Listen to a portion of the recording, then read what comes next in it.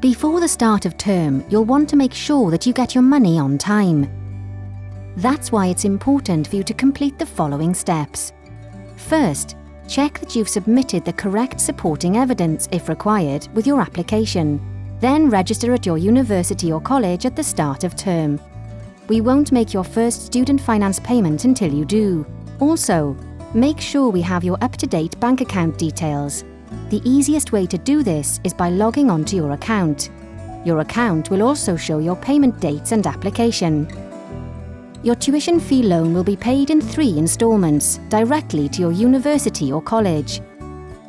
Grants and loans will also be paid at the same time throughout the academic year. These will go directly into your bank account. You should allow a few working days for the funds to be paid into your bank account. It's that easy.